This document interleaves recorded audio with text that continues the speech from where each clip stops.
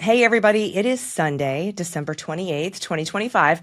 I know I was supposed to take a break this week. I was supposed to have this week off, but I do have some exclusive breaking news that landed on my desk.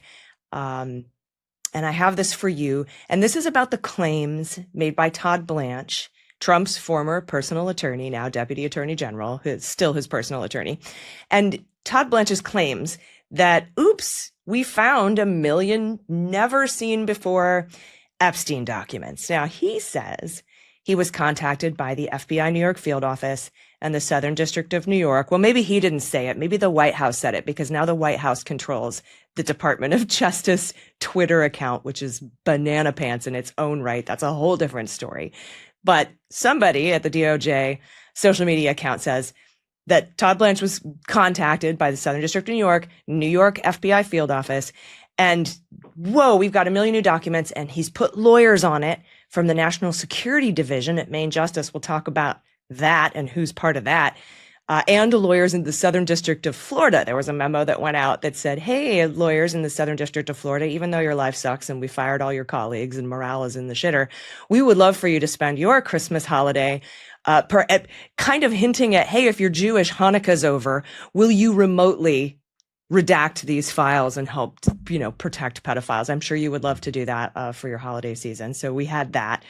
And I actually reached out to sources, to sources at the FBI who I've spoken to before, I've been speaking to for most of the year, and sources at the Department of Justice who participated in the project to redact the Epstein files, also known as, to most FBI agents who worked on it, this bullshit.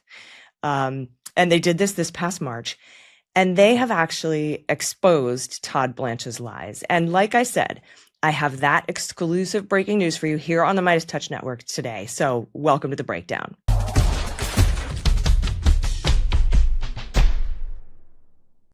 Okay, and joining me today, I couldn't think of a better person to join me today because of some reporting that my colleague here at Midas Touch did about the 1 million document lie.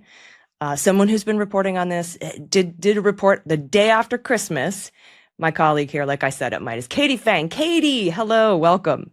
Oh, Allison, it's so nice to be with you, and happy holidays. Thank you. You as well. This is what we do over the holidays. Big ups to women in independent media for getting this information out. First of all, everybody needs to see your reporting on this alleged 1 million document discovery being peddled by Todd Blanche, who's already been caught in so many lies this term. Documentary evidence. I'm thinking of the Abrego case, where he said, I had nothing to do with the decision to charge Mr. Abrego with crimes. Oops, because of some discovery we pried out of the government.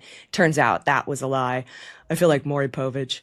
Turns out, lie detector says, that was a lie. So he's already been caught. You are the father. Yeah. You are the father of a bunch of bullshit. A whole bunch of lies. So, not only should he not be trusted, Katie, it should be assumed that the opposite of whatever he says is actually the truth. So 100%. You went over a couple of letters and memos and statements that indicate that the Department of Justice has had the New York FBI field office and Southern District of New York Epstein files for a long time now. So let's start, and we're going to have a link in the show notes, by the way, to your report, because I absolutely love it. So let's start with the letter that Jamie Raskin sent to Pamela Jo Bondi pursuant to whistleblower survivors and survivors' attorneys who came and spoke to him as protected whistleblowers. Yeah, you got to hand it to certain members of Congress that have doggedly made this a priority, in addition to all the other hard work that they've been doing on behalf of all Americans. And I always underscore this, that it's regardless of party affiliation, they're fighting for all of us, whether you like it or not, right? Whether you appreciate it or not, they are. And I think of people like Jamie Raskin and Robert Garcia and others, right? So Jamie Raskin, back on November 3rd of 2025, sent this letter to Pamela Jo. Pam Bondi, sorry. I call her Pamela Jo. So do I. Okay. Yes. So Pammy Jo gets this letter back on November 3rd. And what's impeccable about Jamie Raskin is he brings receipts always. And not only does he have plethora of footnotes and endnotes, but he cites to the counsel for the Epstein victims and survivors when he says that up until January of 2025, and of course, no coincidences, right? When Trump gets sworn into office, there were representations made that there was an ongoing investigation into co-conspirators of Epstein, Maxwell, and others. And then suddenly and abruptly, in January of 2025, not only are those investigations terminated, but the entirety of the Epstein case file is transferred to Maine Justice, which is what we refer to as the Department of Justice located in Washington, D.C. So Raskin, as early, we'll say early, not late, as November 3rd of 2025, in his letter to Pamela Joe, states that there was an active investigation into Epstein and Maxwell's co-conspirators until January of 2025. And then in January, the Southern District of New York was ordered by Maine Justice to transfer the Epstein case files to DOJ headquarters in Washington, D.C.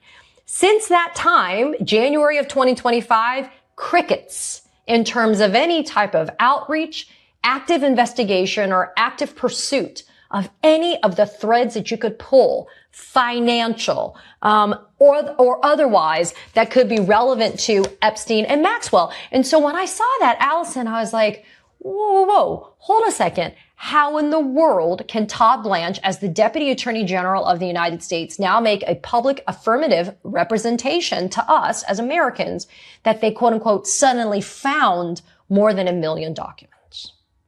Right. And then you brought up a letter from Pammy Joe to Kash Patel that she wrote way back on February 27th.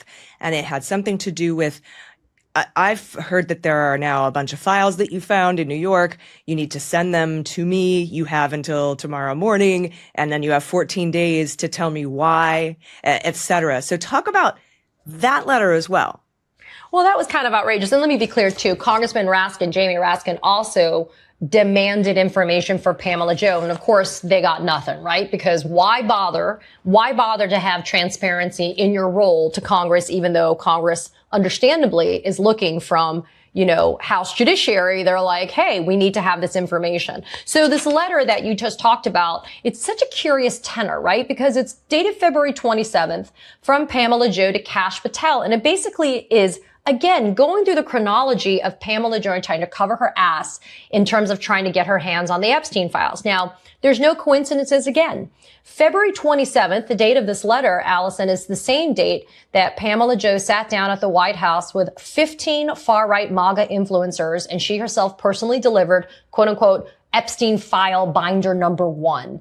And present at that meeting was convicted felon Donald Trump, J.D. Vance, Todd Blanche, Kash Patel, and others, right? So they're all there for this big fanfare that was a big womp womp, nothing new.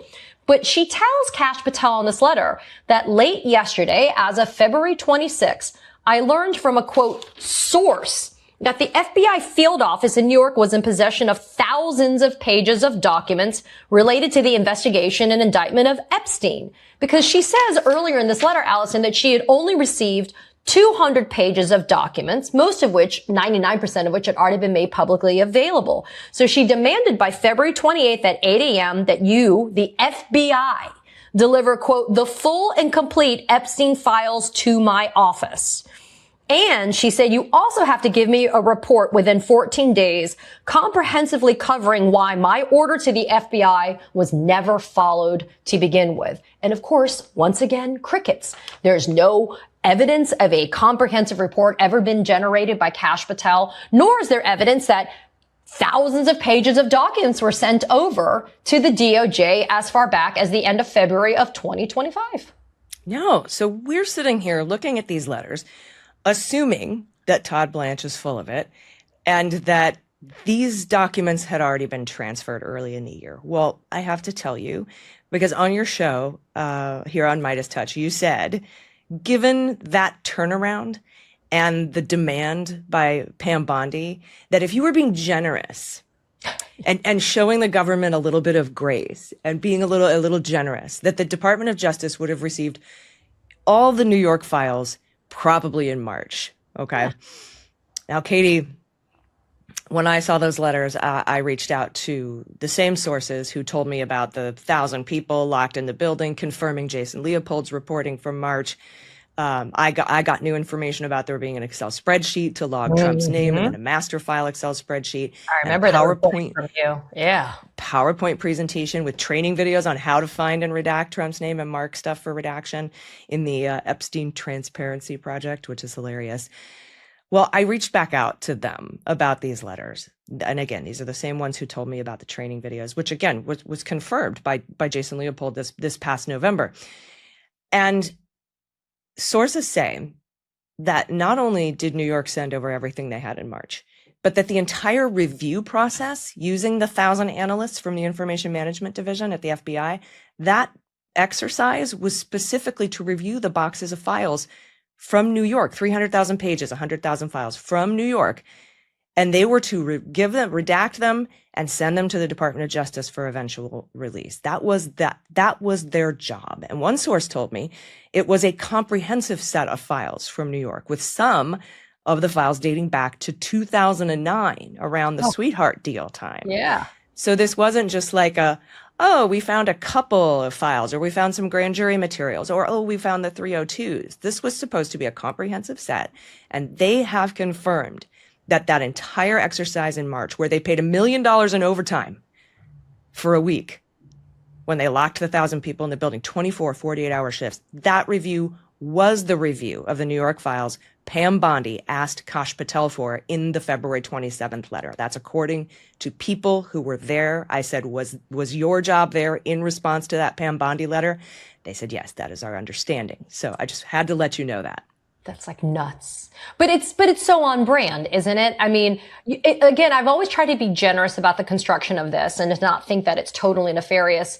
And one of the most generous ways to interpret this is like the right hand doesn't know what the left hand's doing kind of energy. And yet that doesn't actually pass the smell test here. They have had possession and or have known about this stuff, which is why the July memo that was publicly released by the FBI and the DOJ together, right, jointly, claiming that there was nothing there, that it was all a nothing burger, that they had reviewed 300 gigabytes of data and evidence, and that there were no more co-conspirators to investigate, et cetera. I mean, it was such a big show in July. And to know that they've had their hands on this, Allison, just goes to show that the true conspiracy is happening in the Trump administration. Yeah, for sure. And Katie, I took this a step further after watching your report, reaching out to sources at the FBI and DOJ that reviewed the files in March, current and former. I recalled, as I mentioned earlier, Jason Leopold at Bloomberg recently in November released 76 pages of internal FBI emails about the Epstein redaction project. So I figured I'd look in those emails to see what it said about the files from New York. Here's one email. This is from the assistant director of the FBI Information Management Division. The IMD is that 1,000+ agents that were redacting the files. Her name is Sharon Perry. She's all over these emails. It's dated March 10th. Okay, so think about that, everybody. This is 12 days after Pam Bondi demanded the files. And this email says, we are prepared to receive boxes tomorrow as New York agents are traveling to the Washington field office in the morning and will arrive to Winchester, where they will start photographing and we will start scanning and processing these physical files. Once I see the volume of files, I'll have a better estimate of processing times, although I suggest we do a rolling delivery to further demonstrate the FBI's commitment to delivery and transparency. Unbelievable. So March 10th, 2025. Now, here's an email sent from April 15th from the FBI IMD assistant director, same person. April 15th, a little over a month later. Also, did you happen to send the results of the below to headquarters and or DOJ at any point? If not, no worries. Just want to confirm if there are any additional deliverables to provide to the Department of Justice. To date, we have provided the redaction project and the 1B Excel summary of the video and media content. So there is an April 15th email saying we have sent over the comprehensive Epstein files from New York field office over to Washington, to the FBI, to be processed, redacted, reviewed, and sent to the Department of Justice pursuant to Pamela Bondi's letter. Past tense, we have provided, past tense, the redaction project. And this is as of April 15th of 2025. Yeah. So March, you gave them a little grace. I guess they needed a little more grace to get it to get it done by April 15th, tax day. And Katie, I also wanted to point out something that you mentioned in your reporting, that Blanche had assigned redactions to the national security lawyers at Main Justice. That's right. Because that was a part of one of the permissible withholdings and redactions that was allowed under the Transparency Act. Now, I just want to make sure everybody knows who's in charge of that group of lawyers. It's a guy named John Eisenberg. And if that sounds familiar, it's way in the past, but Katie, that's the same lawyer who removed Alex Vindman's edits. The impeachment stuff. Oh my God, with Zelensky shit. Oh my gosh. That's the guy who wouldn't accept Vindman's edits on the transcript. And that's the guy who hid that transcript in the secret code word classified system to keep eyes off. So known document manipulator is in charge of redacting the Epstein files.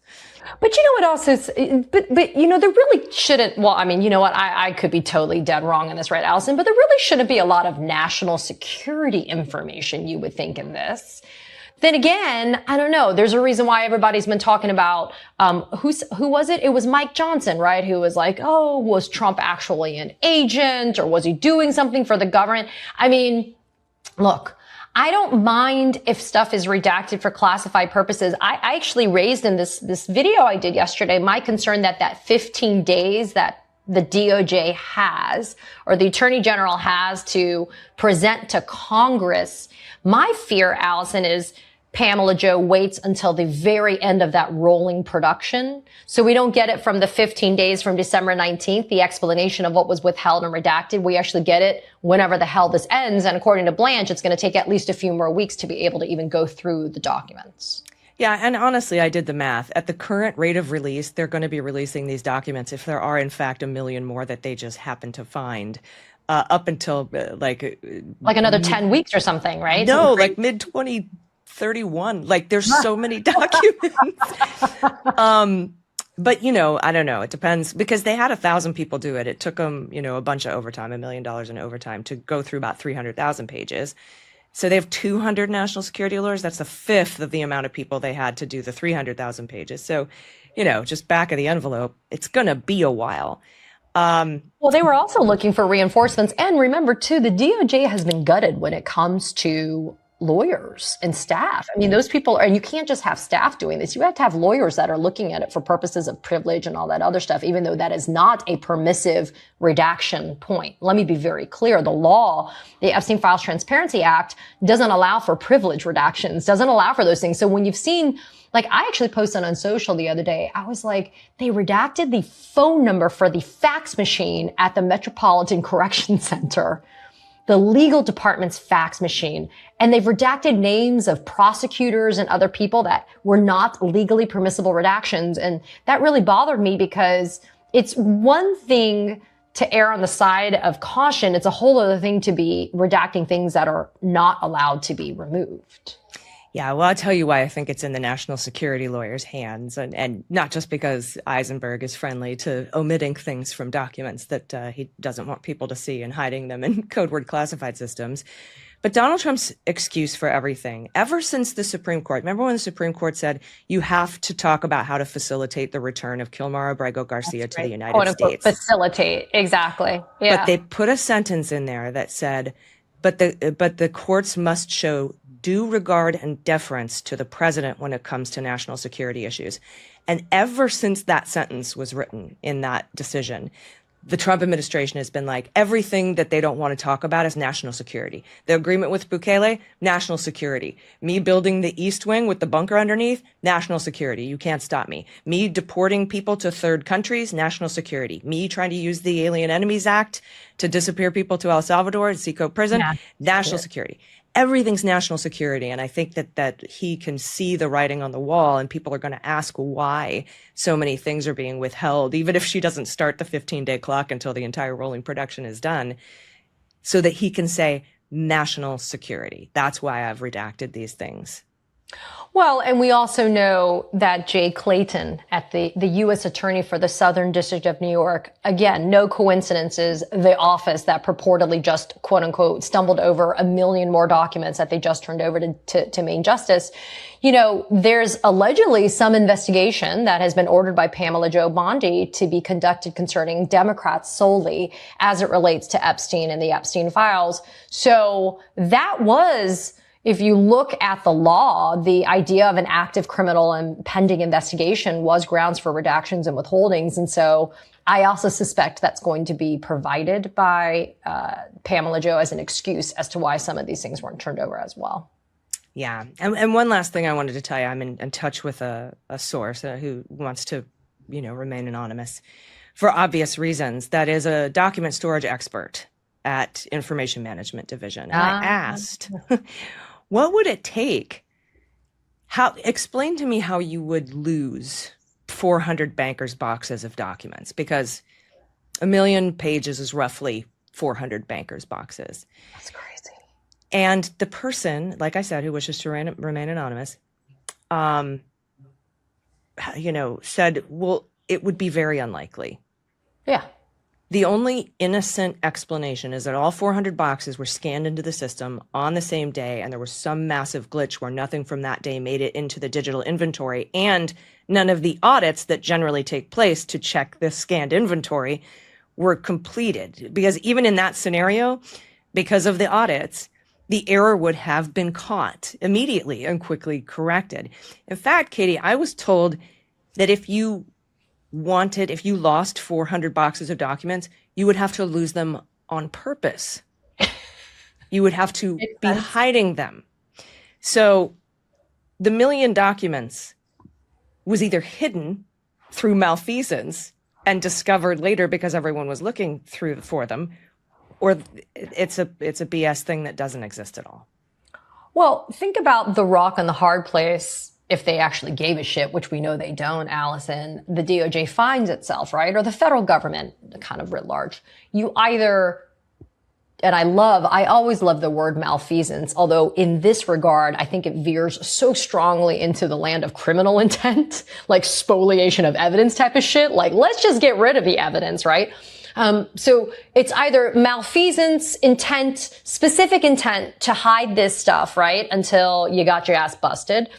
Or you're so negligent or incompetent that you can also rise to the level of being criminally negligent and criminally incompetent. I mean, it's like either one makes you look bad. And again, that presupposes they actually care, although I think they should, because as I said, you had a near unanimous support for this, absent one person who said no in the House. But across the board in Congress, you had near unanimous consent on this law. So I would be stunned to see a lack of energy going into a demand for explanations behind what is happening here. And the stupidity behind all this too, Allison, is this rolling production, which is otherwise okay in litigation, right? But this rolling production that is happening right now just keeps it in the media cycle over and over and over again. And so to your point, if it takes them that long to get through 1 million documents, we'll be dealing with Epstein files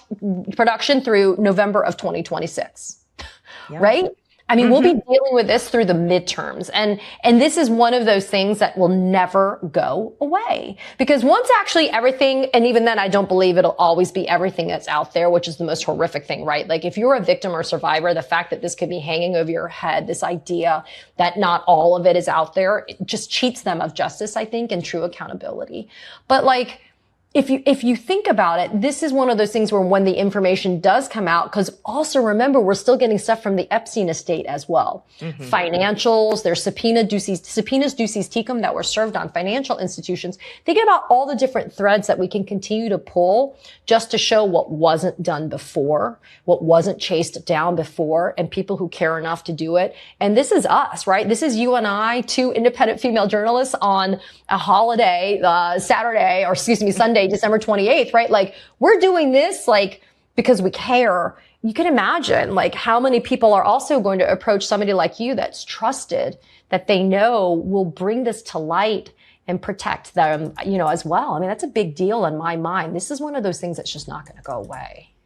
No, right. And before I let you go, I just have to tell you that one of the sources I spoke to wanted to remind us that if you were going to hide 1 million documents, if that is something that somebody wanted to do, this would have been around the time frame when people at the New York FBI field office were in cahoots with Rudy Giuliani to release the Wiener laptop and the Hillary emails in an effort to force Jim Comey to reopen the case. So there were a lot of very pro-Trump, anti-Hillary FBI agents in the New York field office at that time. So I don't know.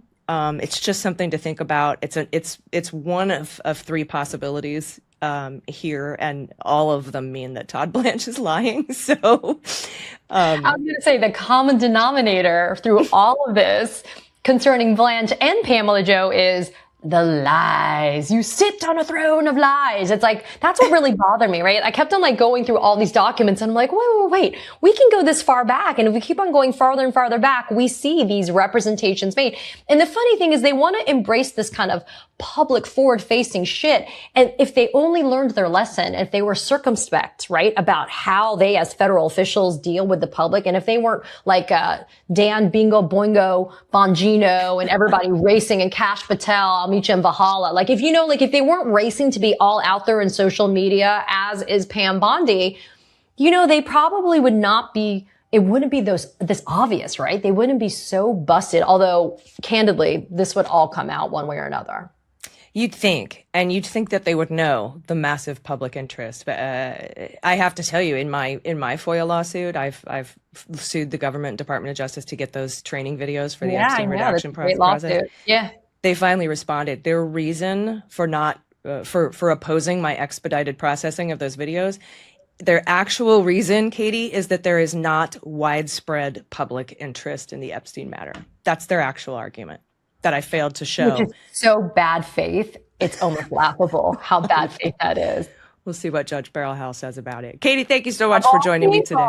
We love Judge Beryl Howell, by the way. Yes, we do. Fan. Oh no, thank you. Thank you for this amazing breaking news. It just makes us feel better that the more we push this, the more people are willing to come forward and verify and corroborate what we're putting out there. Yeah, I agree. It's always good to see you, my friend. I hope you have a wonderful new year.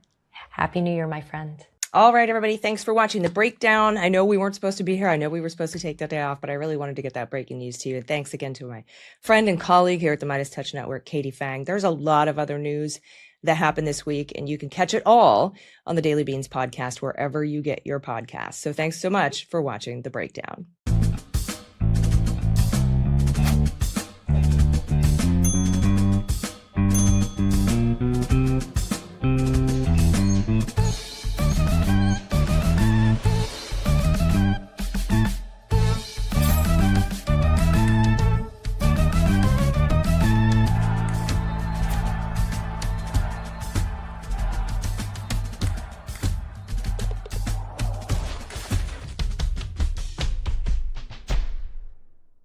Love this video? Support independent media and unlock exclusive content, ad-free videos, and custom emojis by becoming a paid member of our YouTube channel today. You can also gift memberships to others. Let's keep growing together.